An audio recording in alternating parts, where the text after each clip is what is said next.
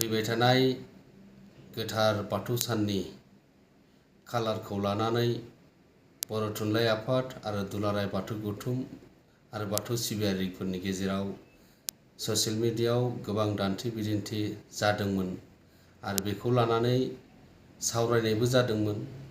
आरो बे सावरायनाया मैया जों मोनथिनो मोनदों बर' थुनलाइ आफादनि मावफुंमेलनि गेजेरजों बे खालारखौ सोलाय सोल' खालामनो हाबाय आरो जों मोनथिनो मोननाय बायदिब्ला फैगौ जानुवारि दाननि 10, 11, 12 इं खालार 2025 मायथाइनि बेवहाय उदालगुरि जिल्लानि सिङाव थानाय डिमाकुसि ओनसोलाव बे हाबाफारिखौ खुंनो लादों आरो बेवहायनो बै बर' थुनलाइ आफादनि 64थि बोसोरसालिया जथुम्माखौ खुंनो लानाया जोबोरैनो बाख्नायजाथावना आरो बरायथावना आरो बे हाबाफारिखौनो लानानै गोबां बार सावरायनाय जादोंमोन। गोथार बाथौ साननि सानाव गोलैनाय दंमोन 28 जानुवारि इं खालाराव आरो बेखायनो बेखौ सोलाय सोल' खालामनायखौ नोजोर होनानै दिनै सावरायनायनि गेजेरजों जे खालारखौ जे दावखोनानै लानो हाबाय बेनि थाखाय गमामायैनो जोंनि बर' माहारिनि थाखाय बाथौ सिबियारिफोरनि थाखाय गमामायैनो बरायजाथावना आरो बेखौ थुनलाइ आफादा मोजां मोनसे डिसिजनजों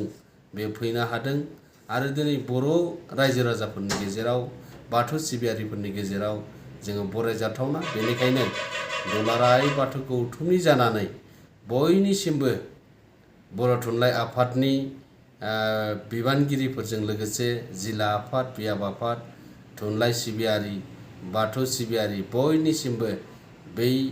गोथार बाथौ सानखौ गाजा गोमजायै खुंफुंनो हानायनि मोनसे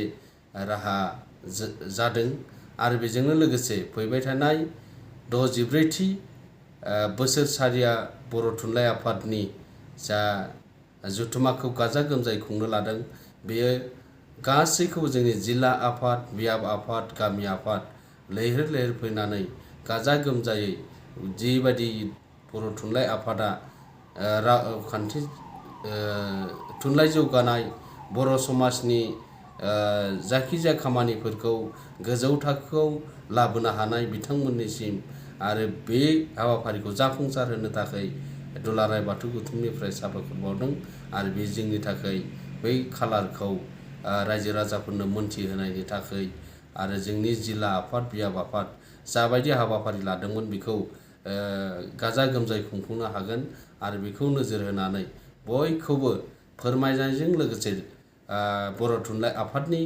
बिबानगिरि बिथांमोनखौ दुलाराय बाथौ गौथुमनि जानानै साबायखर बावदों आरो बे गमामायैनो जोंनि बर' हारिनि थाखाय मोनसे मोजां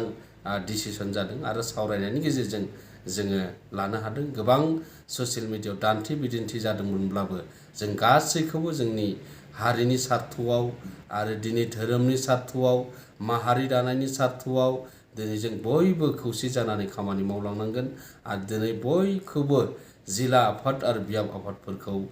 जोंनि थुनलाइ आफादाव लैहोर लैहोर फैनानै बाहागो लाफैनो थाखाय दुलाराय बाथौ गौथुमनि जानानै खावलायहरदों आरो बे खोनाखौनो फोसावनानै दुलाराय बाथौ गौथुमनि जानानै